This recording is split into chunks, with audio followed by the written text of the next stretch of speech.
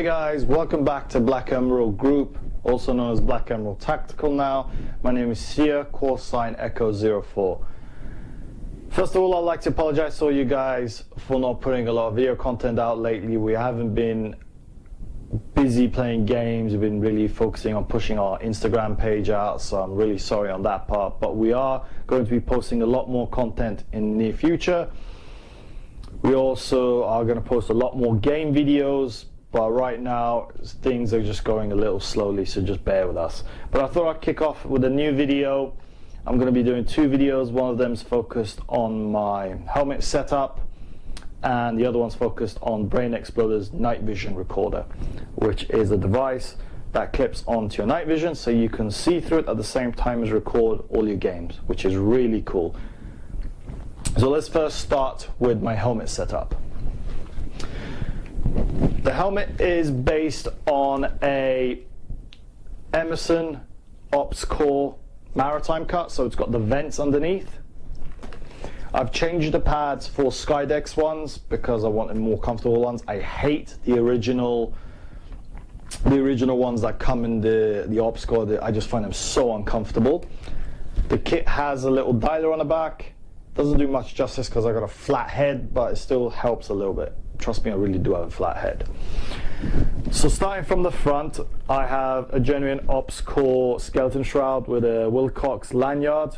That's just to help with my night vision, as I'm running expensive night vision. I don't want it to fall off using cheap Chinese clones. The cover is from a company called Agilite. They're an American/Israeli company. This is the Mohawk bump version, Mohawk Air Bump. It's for all the Ops Core bump ones, mainly due to the fact the sizing is a little different based on the real ones. It's got this cool mesh on the front to help venting so your head doesn't sweat as much. Before I used to have an Emerson one on top, and my head used to sweat, especially over with the last Christmas we had. It was just terrible. My head was sweating. I was like almost passing out. So I went for this one. It's really new. I just got it a couple of days ago, so I haven't even had a chance to test it out, but I thought I'd just do this nice little video. It's got these bungee straps here so you can put cool stuff underneath it. In my case, I've just put my Hellstar. It's the old version, the old Hellstar 6s, which is blue. Don't really put my batteries in it because I don't really use it. It's just for looks. It's got Velcros on the side for morale and whatever. Running here, I've got a Princeton Tech MPLS. This is a real one. It's the charge version. It's got 3 LEDs. Red, two different colors, well, 3 different colors from low to high, and then if you hold it down, which this part hold it down, it will become a white light, hence. And if you go through the reds, you can kind of get the idea. On the side, I've got genuine ARC Peltor rail adapters. I went for genuine ones because first they were cheap. I found them on eBay really dirt cheap. Second, over the FMA, they got a little bit of a more prominent click, so I got better feedback. So if I push it in, you hear that? I kind of understand where the comm system is. If it's popping out middle of game, sometimes if I had the FMA ones, they would pop out and I wouldn't even realize it's popped out, and I can understand why my hearing was like a little bit less. So that's the main reason. On the back, I am running Ops Core style counterweights. I've got some EOG counterweights underneath as well, because the Ops Core ones that came with it is just a little bit not heavy enough, mainly for my night vision, so my helmet doesn't plop like that. It's to stay even. Then on the side, I've got the Unity Tactical Knuckle. It's like an adapter set that clips onto your rail. You can put lights and other stuff on it. In my case, I used it for my contour, so my contour is not in the way of my ARC adapters, and it's just got that little bit of free movement as well, so I can tilt it and move it around if I want to get that perfect picture. But basically, that's what it is my helmet setup. In our team, all the helmet setups are going to be different. Mine is probably the most unique one because I got more stuff on it, but everyone else is different. I'll try to get them to do some videos on theirs, but you got a basic rundown of what my helmet setup is. It works for me. Everyone's going to be different, what works for them, so don't use this as a base for yours, just use it as a guideline. So now let's come to the second part of this video. I'm going to be talking about Brainexploder's night vision recorder. Now this is something really cool and very, very unique, okay? This is a device. It's based on a ROMcam 2, so it's pretty straightforward. I mean, it's small, it's around $400 I believe, but it does the job really well. So what you need first, you need an eye cup adapter, which is this thing. I'm not going to take it apart, but you pretty much place this on your night vision, which I'll show you in a minute, and then you clip these two parts on top of it, and then that is sealed on there for good unless you actually undo the eye cup adapter itself. And then everything that's going to be recorded through night vision goes through this mirror here, this two-way mirror pretty much, reflects back into the camera lens, which is, if you can see there, and you got a fantastic picture. It's based, like I said, on the ROMcam 2, so you can use the app from the ROMcam on your phone to have a live stream view via wirelessly. You can change the settings of the camera. It doesn't have much, but it's better than nothing at the end of the day. So, pros and cons. So, once you put the unit on, like this, if I can get it on, there we go. Just clicks on like that. So we've got some pros and we've got some cons. If I'm trying to figure out, so this is how the unit will sit on the eye. So this is my night vision setup. Now I found with this, video quality, despite its 1080p, it's still hit and miss, mainly due to the fact that you don't have an autofocus on it. So the camera, you can only focus it on either far or close. Now that's a little bit tricky sometimes because everyone's eyesight is different, so you want to be really figuring out where you want it. If you want it on average view or if you want it on a far away view. If you're doing more far away games, maybe you want it to be focused far away, so all your shots will be far away. Or if you want it for CQB, you want to change the lens and focus it more towards closer environments, but it's kind of tricky because you also got the diopter here and the diopter on the back, so you got to also focus these. Once you focus your night vision to infinity, then you got to kind of focus your camera onto where you want it to be. Now Brainexploder said he's kind of made it in a way so you get the best peripheral vision out of it. You don't lose your clarity and you don't lose your image because, in his words, night vision is pretty clumsy. That's all great, but when I put this on my eye, for example in this case, when I'm wearing my glasses, it pushes on my glasses right to my face. Now I was using ESS Ice 2s and I was literally pushing them right to my face. Even when I've extended the night vision all the way onto the far end, it's still, because it was so much bulkier, as you can see how much bigger it is, it was pushing the unit all the way up to my face. So I went and opted for the Smith Optics Boogie Regulators, which are these ones. These are cool. I mean, they're designed for paratroopers, so they got a little bit of venting on the sides. These ones you just clip around the back of your helmet with the added bungee straps and the Velcro.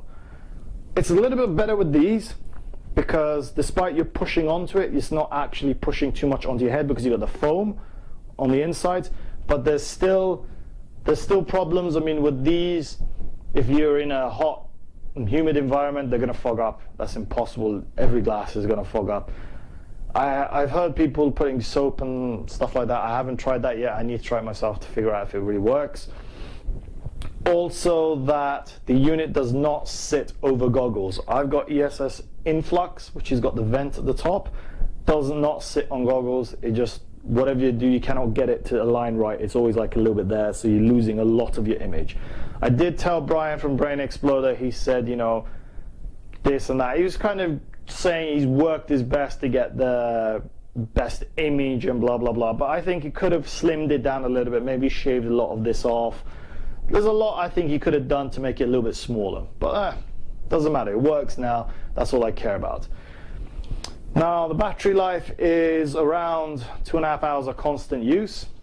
I've never really used it for that long, but It is 2.5 hours constant use. I believe that's what I've heard. He's left a little external socket here, so you can run like external power banks to the back of your helmet with a cable, which is really cool. Also, if you are deciding to change the battery or whatever, you do have one problem. It's not very easy because you see this, you have to pull it forward. I'm struggling right now myself. There you go, take the cap off, and then you've got access to the back of the unit, take the battery out and whatever, and the SD card. The whole idea of the cap is to stop excess light of the unit coming out, so when you turn it on, the excess light doesn't give you away your position. That's fantastic, but then it stops you using the Wi-Fi button, so every time you want to sync it up, you have to take this cap off to get access to the Wi-Fi button. And also, I found that when using gloves, it's pretty hard to figure out where it is. I'm struggling, maybe because I'm not familiar with it. I've never used the run cam before, so I could be wrong, you know. I mean, when it's forward in front of my eyes, I kind of like struggling. I'm like, oh, where's the button? Which one do I push? Well, or blah blah blah. You know, if I'm like sitting like this, which one do I push or whatever? In general, I just think it's well thought, but not completely. I think it needs a little bit more improvement. I can see where he's coming from. We want to block all light, which it works. Yes, it does. Just enough little dim light so you can see where it works, but it doesn't always work because you can't really feel the button that you can't push on it. Also, because I use the night vision on my left eye, the video image is flipped. Now with the app, you can flip it, but once you flip it, you're also flipping everything from left to right. So if the doors on the right hand side would be now on the left hand side, which is the problem as well. You can do it in post-production with your software, editing software, anything like that, but again, it's excess work. It's a lot more work. If you don't have the right software, you might be struggling on that one. So I don't know how it works. I mean, some people might mind, people won't.